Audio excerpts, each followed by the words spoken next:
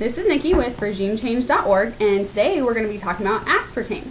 Aspartame was actually discovered in 1965 by Jim Schlatter. He was actually working on a different drug for a different usage when he discovered the sweet taste of aspartame. It's now used in a lot of soda, gum, cereal, and even baked goods. It was approved for dry goods in 1981 and in beverages in 1983. It's primarily made up of about 2 amino acids and methanol. Did you know that when methanol reaches 86 degrees Fahrenheit, it breaks down into formaldehyde, which is used to embalm people after they die? That's a pretty disgusting thought, I think. Methanol is also a dangerous neurotoxin because it's known to cause birth defects and eye damage. According to the FDA, a person can consume up to 97 packets of sweetener a day and be fine. This is just one packet. Could you imagine 97 of these packets? I don't think so. European Ramazini Foundation, ERF, conducted a long-term carcinogenicity study of aspartame on lab rats. They concluded that it caused cancer and should be reevaluated.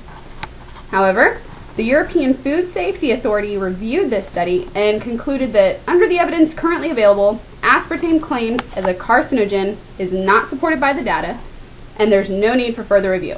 So they're pretty much just going to stop it, just like that. How nice of them. The FDA responded to this by requesting the study data from the ERF to evaluate their findings. However, this was in 2006, so we can see it's going to be quite a long study. According to the Douglas report by Dr. William Douglas, aspartame is one of the most dangerous substances ever added to food because it makes you gain weight, and ladies, we don't like that, and it also causes serious illness.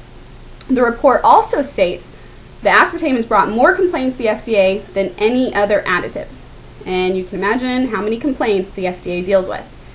Dr. Joseph Mercola also began his own health site in 1997 and agrees that aspartame is the most dangerous substance on the market.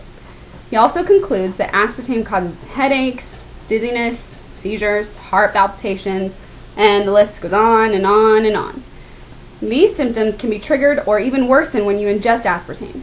He explains that aspartate and glutamate act as a neurotransmitter in the brain, and too much of these kill certain neurons because they excite the neural cells to death. The destruction of these cells leads to memory loss, dementia, epilepsy, etc. I didn't realize our body could be excited to death. Maybe we'll all think next time before we feed our sweet tooth.